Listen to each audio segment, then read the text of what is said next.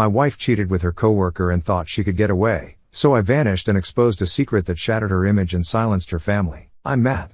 I'm 34. And at the time this all went down, I'd been married to Claire for just shy of 10 years. If you asked me back then, I would have said our marriage was solid. Like, we had the usual ups and downs, but who doesn't, right? So, here's where it gets crazy. I was on a work trip, supposed to come back home on a Friday, but our meetings wrapped up early. So, I figured I'd surprise Claire by coming back a day ahead of schedule. It seemed like a sweet idea, right? I didn't call her or anything because I thought it'd be cool to just show up and maybe grab dinner together, spend some time after being away, normal stuff. Anyway, I'm driving back and about 20 miles from home, I realized I was running on fumes. The last thing I needed was to get stuck on the side of the road, so I took the next exit and stopped to fill up. Now, here's where things start to go sideways. As I'm pulling out of the gas station, I spot this car that looks exactly like Claire's. I mean, the same model, color. Even the license plate looked familiar, but it's like a couple miles from our house. Weird, right? My first thought was, what's she doing over here? Because this area wasn't anywhere close to the grocery store she usually goes to or anywhere she'd normally be. I didn't want to jump to conclusions, so I figured maybe she had some errand to run she hadn't mentioned earlier. No big deal. But still, it felt a little off, so I called her. She picks up after a few rings and I swear she sounded a little out of breath. Nothing too crazy, but you know when something just feels wrong, like you can hear it in someone's voice. She goes, "Hey, I was just about to call you." She says she's running some errands. Nothing special, but her voice, I don't know, man. Something was off. I asked her where she was and she hesitated for a second like she didn't expect me to ask. That was red flag number 1. Then she tells me she's heading to the grocery store near our place. But here's the thing. She's not heading toward our place. I saw her car go in the opposite direction just a few minutes earlier. I didn't call her out on it right then and there. I mean, part of me was thinking maybe I was being paranoid, and the other part of me was curious to see where this was going. So, I told her, "Cool. I'll meet you at the store. Maybe we can grab dinner afterward." She hesitates again like she's processing what I just said. Then she goes, "Sure, that sounds great." But you could hear it in her voice. She wasn't expecting me to say that. I'm not going to lie, my stomach was doing flips at this point. The more I thought about it, the more things started to click together in my head. Why was she acting weird? Why did she lie about where she was going? And why did she sound so damn nervous when I called? But I played it cool. I told her I was only a few minutes away, even though I knew she was probably speeding to beat me to the store. I figured I'd test her, see if she'd try to cover it up. Sure enough, as soon as we hung up, I saw her car fly past me in the opposite direction. She had to be going at least 90, trying to get to the store before I showed up. I guess she thought if she got there first, she could make it seem like she was just running errands like she said. I took my time, though. I wasn't in a rush. I pulled into the parking lot and there she was standing outside the store, adjusting her clothes and fixing her hair in the side mirror of her car. She didn't see me at first, so I just watched her for a second. It was weird, like she was trying to pull herself together before I got there. I finally pulled up and she immediately walked over to me, all smiles, acting like nothing was wrong. She suggested we just grab some groceries and head home instead of going out, which was fine by me. But the whole time I couldn't stop thinking about how sketchy she was acting, like why did she lie? Why was she out of breath when I called? And why was she so jumpy? Anyway, we go inside and the first thing she says is she needs to use the bathroom. Okay, whatever.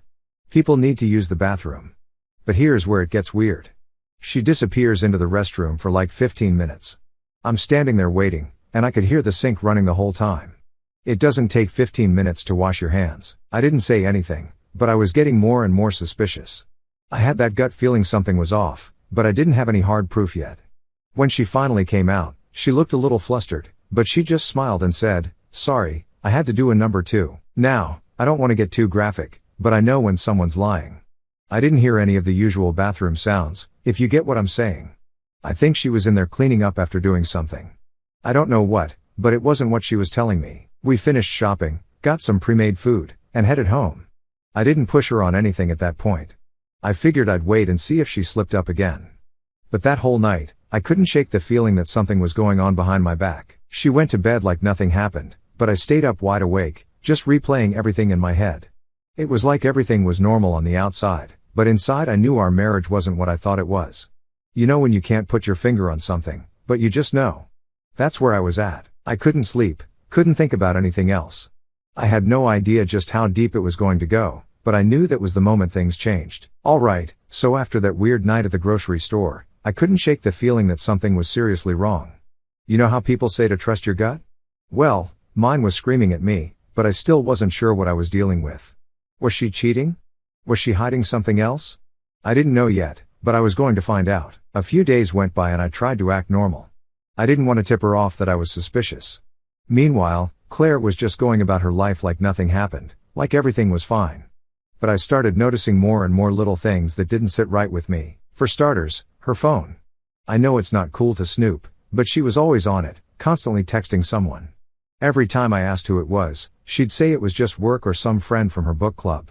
Now, maybe that's true, but it's like she was glued to the damn thing. And she never used to be like that. It wasn't just the texting either. It was the way she'd lock her phone immediately after reading a message. Like, she didn't want me to see what she was talking about. That's what really got me. If everything was normal, why was she being so secretive? So, one day, while she was in the shower, I decided to take a quick look. I'm not proud of it, but I had to know what was going on. The thing is, she was smart. She didn't leave anything suspicious on her phone. No weird texts, no pictures, nothing. Either she was really careful or she was using some other method to keep things hidden. It almost made me feel crazy, like I was imagining everything, but my gut wouldn't let it go. Then came the late nights. Now Claire's job sometimes required her to stay late, especially around deadlines. So it wasn't out of the ordinary for her to work late every now and then. But suddenly it was happening more often, and not just by an hour or two. She'd be home at 9 or 10 at night acting like it was no big deal. The excuses were always the same. Working on a big project, or I had to stay and help with something at the office. But the timing was just too convenient. One night, she told me she'd be working late again and I couldn't take it anymore. I decided to do something about it. Instead of sitting at home wondering where she was, I drove to her office. I didn't want to jump to conclusions, but if she was telling the truth, then no harm done, right? Well, when I got there, her car wasn't in the parking lot. I drove around the block a few times waiting to see if maybe she had parked somewhere else or was running late, but nope, no sign of her. Now, here's where things started clicking into place for me. Remember that neighborhood where I saw her car the other week? I decided to take a detour and drive by just to see if she was there. And what do you know? As I'm cruising down that same street, there's her car parked in front of the same house, the same damn house with the same pickup truck in the driveway. I felt my blood boiling, but I didn't do anything rash. I parked a little way down the street, out of sight, and just sat there. I didn't know what I was waiting for, but I had to see something. I needed proof that I wasn't going crazy. After about 30 minutes of sitting in my car, I saw the front door of the house open. Out walks Claire with this guy, Nick, who I later found out was her coworker. They were laughing, talking like they didn't have a care in the world. That's when it hit me. She wasn't just working late. She was spending her extra hours with this guy. I didn't confront her right then and there because honestly I wasn't ready. I needed to process what I'd just seen. So instead, I pulled out my phone and snapped a few pictures of her car in the driveway and them talking in front of the house. I figured I'd need them later just in case she tried to deny anything. I drove back home, my head spinning. I didn't know what to do next. Part of me wanted to just pack up and leave, but another part of me wanted more information before I made any big moves. I wasn't the kind of guy to throw away almost a decade of marriage without knowing exactly what was going on. The next day, I didn't say anything to her. I acted like everything was fine. We had dinner together, talked about our days, the usual stuff, but I was watching her closely, trying to figure out if she'd slip up or give me any clues about where she'd really been the night before. She didn't. Claire was a good liar. I'll give her that. She didn't flinch or hesitate when she told me about her late night at work. She even said they ordered pizza for dinner at the office. It would have been convincing if I hadn't known the truth. Over the next few days, I kept an eye on her, trying to catch more evidence of what was going on. Every time she said she was working late, I'd drive by that same house, and every time there she was, parked out front. I didn't see Nick again, but I didn't need to. I already knew what was happening. At this point, I was just biding my time. I needed to figure out my next move, but I couldn't rush it. I didn't want to make a scene without being fully prepared. So, I kept gathering my evidence, waiting for the right moment to confront her. And the lies kept piling up. Claire would tell me she was at work, that she was stuck in traffic, that she had a late meeting. And all the while, I knew exactly where she was and what she was doing. But she didn't know that I knew. I started distancing myself from her without making it too obvious. I didn't want her to suspect anything yet. If she thought everything was normal, She'd keep making mistakes, and I needed her to slip up. At the same time, I was preparing myself for what was coming next. I knew I couldn't keep this up forever. Eventually, I'd have to confront her, but I wanted to make sure I had everything in place before I did. I wasn't sure how she'd react. Would she come clean? Would she lie again? I didn't know. But I was ready for whatever was coming. All I knew was that our marriage wasn't what I thought it was. And once I laid everything out on the table, there'd be no going back. All right. So, things had been pretty tense for a while, and I knew I couldn't keep pretending everything was fine. I had enough proof that Claire was cheating, but I wasn't sure how I wanted to approach it. Part of me wanted to confront her the second I saw her with Nick outside that house, but another part of me wanted to be smart about it. I didn't want her to twist the situation and make me seem like the bad guy. You know, I needed everything to be laid out so she couldn't weasel her way out of it. One night, about a week after I saw her at Nick's house, she came home late again. She walked in like nothing was wrong, smiling and asking me how my day was. I played along, told her my day was fine, and asked how hers went. She gave me the same excuses as before. Late night at work, lots of projects piling up, but this time I couldn't hold it in anymore. I stared at her for a second, and then I just said, "Are you really going to keep lying to my face like that?" She looked at me confused, or at least she pretended to be confused. "What do you mean?" she asked, acting all innocent. That just made me even more pissed off. "I know about Nick," I said, keeping my voice as calm as possible. I wasn't about to give her the satisfaction of seeing me lose my cool. "I've seen you with him, Claire. I know what's been going on." For a split second, I saw a flash of panic in her eyes, but she covered it up quickly. "What are you talking about?" She was still trying to play dumb, but I wasn't falling for it. "I've seen you at his house multiple times. You told me you were working late, but you were with him." I didn't even need to go into the details yet, but I wanted to see if she'd try to lie her way out of it. She stood there staring at me, probably trying to figure out what to say next. "It's not what you think," she finally said, which made me want to laugh. That's always the first thing they say when they get caught, right? "We're just friends. He's going through a rough time, and I've been helping him out." I raised an eyebrow. "Helping him out at his house late at night, Claire? Do you hear yourself right now? You're not fooling anyone." She started getting defensive at that point, like she thought maybe if she got angry, I'd back off. "You've been spying on me, following me. That's insane, Matt. You're being paranoid." I didn't let her distract me. "I'm not being paranoid, Claire. I saw you too. I know you've been lying to me for weeks." There was a long silence after that. I could see her wheels turning, trying to figure out if there was any way to dig herself out of this hole, but she knew I had her. There was no way out. So, she changed tactics. She switched from defensive to upset, tears welling up in her eyes. "Okay, fine," she said, her voice shaky. "I screwed up. All right. But it wasn't serious. It didn't mean anything." I just stood there staring at her. I wasn't buying it. "It didn't mean anything, Claire? You've been sneaking around with this guy for weeks, lying to me every time you walk through that door. You think that doesn't mean anything?" She started crying for real then, and I could feel the frustration boiling inside me. I wanted to yell, to scream at her for what she'd done, but I held it together. Instead, I took a deep breath and said, "Why, Claire? Why did you do it?" She wiped her eyes and looked at me like she didn't know how to answer that. "I don't know," she whispered. "It just happened." "Things don't just happen," I snapped.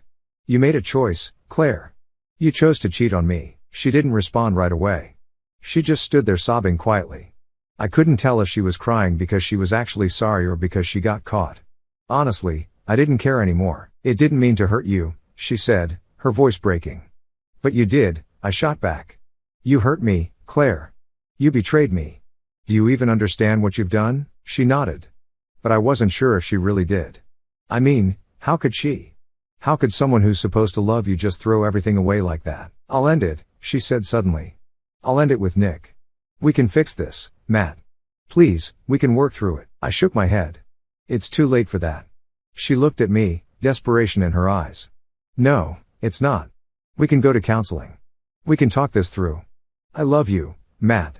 I do." I didn't believe her. How could I? She'd been lying to me for weeks, maybe even months. Whatever love we had, she killed it the moment she decided to be with someone else. "You don't love me," I said, my voice cold. "If you really loved me, you wouldn't have done this." "It was a mistake," she pleaded. "Please give me a chance to make it right." I stood there staring at her. And for the first time in a long time, I felt nothing. No anger, no sadness, no love, just nothing. "I can't do this anymore," I said, finally breaking the silence. I'm done. She froze. What do you mean? You can't just leave. I'm done, Claire, I interrupted. I don't want to be in this marriage anymore. I can't trust you. And without trust, there's nothing left. She started crying harder, trying to grab my arm, but I pulled away. Please, Matt, don't do this. We can fix it. I swear, but I wasn't listening anymore. My mind was made up. There was no fixing this. You can't come back from something like this. I'll pack my things tomorrow, I said quietly. We'll figure out the rest later. And just like that, I walked away. I didn't raise my voice, didn't slam the door, didn't do anything dramatic. I just walked out, and in that moment, I felt more at peace than I had in weeks. Claire called my name as I left, but I didn't look back. That was it. There was no going back. Now, after I walked out that night, things got real quiet. It was like the calm after a storm, but not in a peaceful way. More like when you're standing there looking around at the mess that just happened and you know you've got to deal with the cleanup. That's exactly what it felt like. I didn't go far that first night. I stayed with my buddy Jake, who didn't ask too many questions, just let me crash on his couch and left it at that. I wasn't ready to talk about it yet. I didn't even know where to start. The next morning, I went back to the house. I didn't want to drag things out. And I definitely didn't want to be there when Claire was. The last thing I needed was another round of her crying and begging me to stay. So, I got there early, packed up some clothes, my laptop, and a few things I knew I'd need for the next few weeks. It felt weird packing up my life like that. But I didn't want to stay in that house any longer than I had to. Every corner of it felt tainted now. As I was packing, my phone started blowing up. Claire had figured out I wasn't coming back, and she wasn't happy about it. I didn't even read most of the messages. A few were her saying how sorry she was, that we could work through this if I just gave her a chance. Then the next few were angry, like she was pissed that I'd actually walked out. It was like she couldn't believe I'd go through with it. I blocked her number. It wasn't because I didn't want to hear from her at all. It was more that I needed some space to think. I needed to breathe without her constant messages pulling me back into the mess. I wasn't sure what I was going to do yet, but I knew I couldn't stay in contact with her while I figured it out. After I blocked her, things got quiet again.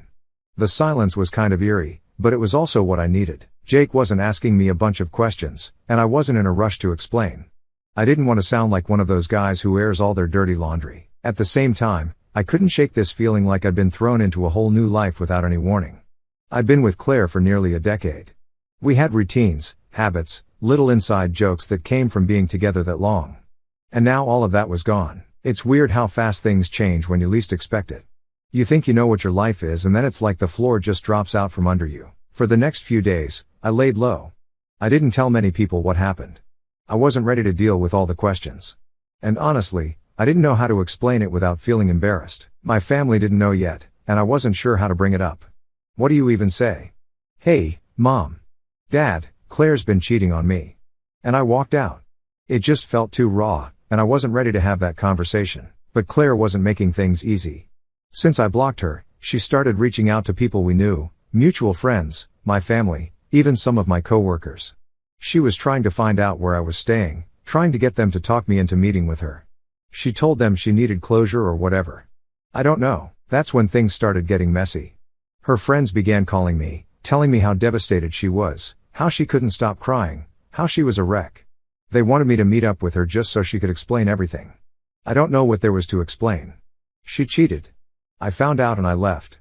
End of story, right? But apparently that wasn't good enough for her. Her older sister, Beth, even called me, which was wild because Beth and I barely ever talked. She acted like this was all just some big misunderstanding and that I should give Claire a chance to explain herself. I wasn't having any of it, though. I told Beth straight up, she cheated on me. What's there to explain?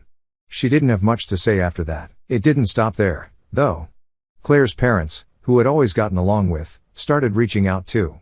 They were shocked, obviously, and couldn't believe what was happening. But instead of supporting me, they sided with her. They tried to guilt-trip me, saying things like, you know, she loves you and maybe you're overreacting. Overreacting? How was I supposed to react to being lied to and betrayed for weeks, maybe longer? That's when it hit me. No one really knew what was going on except me. To everyone else, we were the perfect couple, and Claire was the sweet, caring wife.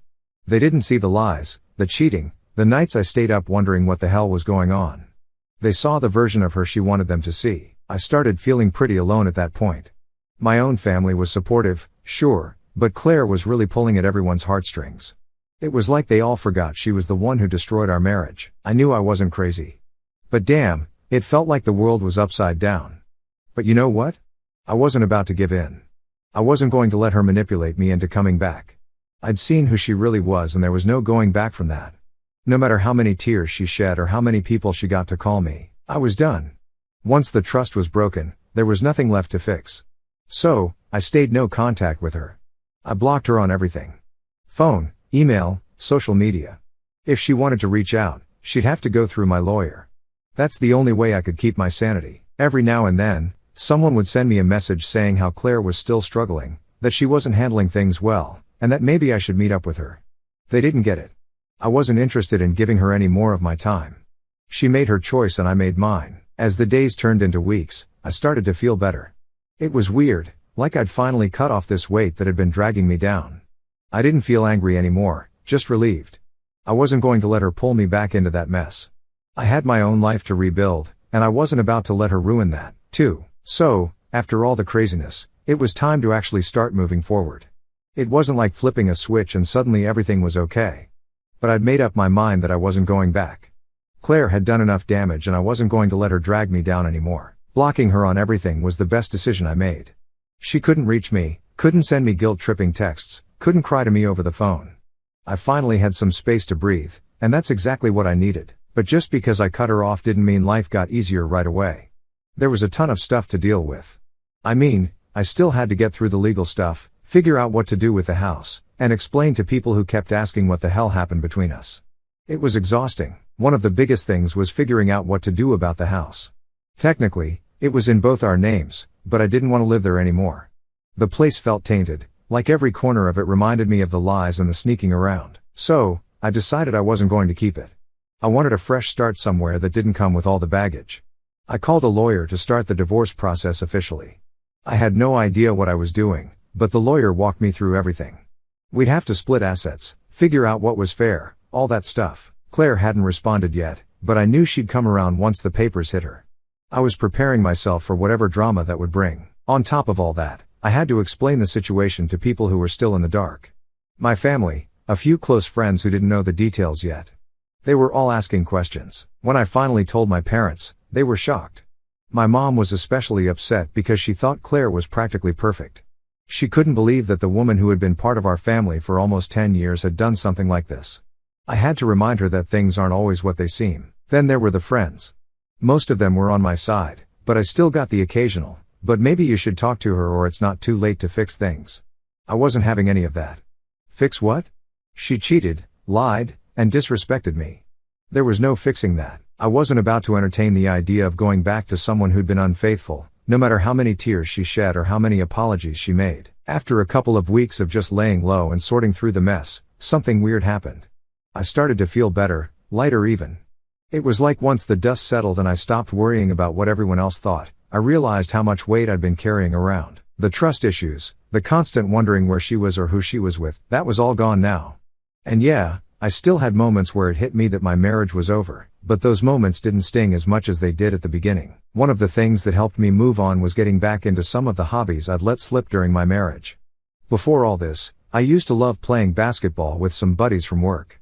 But over the last year or so, I'd kind of let that go. So, I hit them up and started joining them again at the local gym. It felt good to be doing something for myself again, something that wasn't tied to the stress of my relationship. I also focused on work. I know it sounds cliché, but diving into my job gave me a sense of purpose when everything else felt shaky. I wasn't going to let Claire's actions ruin every part of my life. I still had control over my career, and I poured my energy into that. And guess what? It paid off. I started getting recognition for some of the projects I'd been leading, and it felt like I was finally moving forward in a positive direction. Then, out of nowhere, I started hearing from people who hadn't been in touch for a while. Old friends who'd heard through the grapevine about the divorce reached out checking in on me. Some of them had gone through similar situations, and it was kind of comforting to talk to people who understood what I was dealing with. I'm not saying misery loves company or anything, but it did help to know I wasn't the only one who had gone through something like this. Eventually, I started thinking about what was next for me. I wasn't ready to jump into another relationship or anything. I was still healing from everything that had happened, but I wasn't going to let Claire's betrayal make me give up on the idea of finding someone new someday. I mean, yeah, it was going to take time, but I wasn't about to let one bad experience ruin my whole outlook on relationships. People kept asking if I'd ever consider dating again, and my answer was always the same. Maybe one day, but not right now. I wasn't in a rush. I'd spent almost 10 years with Claire, and I wasn't about to rush into anything else just because I didn't want to be alone. I needed time to figure out who I was without her. And that was going to take more than a few weeks or even months, and honestly, the single life wasn't that bad. I had my freedom back. I could do what I wanted when I wanted without having to check in with anyone or worry about what they were up to. It was a weird adjustment at first, but the more time went on, the more I realized how much I'd missed that freedom. Looking back, I know I made the right choice walking away from Claire. Sure, it hurt at first and it was messy and complicated, but in the end, I wasn't going to stay in a marriage that was built on lies. I deserve better than that. Everyone does. No one should stay with someone who disrespects them like that. So, yeah, things were starting to look up. I wasn't exactly where I wanted to be yet, but I was getting there day by day. I was moving on, and that felt pretty damn good. I was starting to feel like I'd finally moved on, like things were finally leveling out. But of course, just when you think you've gotten some peace, life has a way of throwing something else at you. This time it was Claire. I hadn't heard from her directly in a while, thanks to blocking her on everything. But that didn't mean she was completely gone from my life. One day, out of the blue, I got a call from a number I didn't recognize. I usually don't answer unknown numbers, but for some reason, I picked this one up. And who was on the other line? Claire. She sounded nervous, which wasn't really surprising considering everything. "Matt, I know I'm the last person you want to talk to," she started. And I was about to hang up right there, but something made me pause. Maybe it was curiosity, or maybe I just wanted to hear what she had to say. "I just need to talk to you, please," she said. I could hear her almost pleading.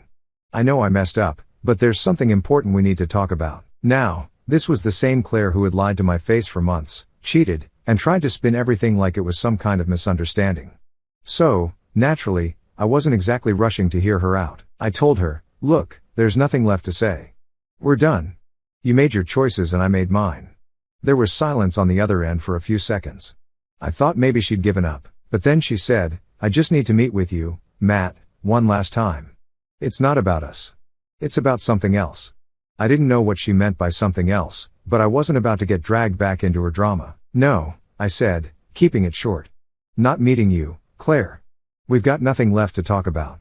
Again, there was this long pause. She wasn't giving up, though. "Please, just hear me out. It's important." I was getting frustrated at this point.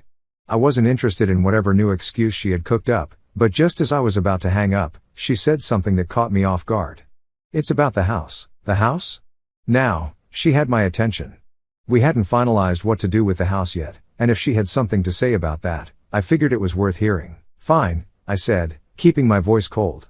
"Say what you need to say." She sighed like she was relieved that I hadn't hung up. "I've been thinking about the house," she started. "And I don't think it makes sense for us to hold on to it anymore. I want to sell it." That was the last thing I expected. I thought she'd want to fight over the house or make it more complicated, but selling it, that actually made sense. Still, I wasn't about to jump into any agreements without thinking it through. "Okay," I said cautiously. "Well, we'll talk through the lawyers. No need for us to meet." I could hear her disappointment through the phone, but I didn't care. This was business now, not personal, and I wasn't going to let her pull me back into anything more than that. I ended the call feeling a mix of relief and frustration. At least this wasn't some new emotional plea from her. But still, hearing her voice brought back a lot of stuff I wasn't really ready to deal with. The house though, selling it, that might actually be the final piece to moving on for.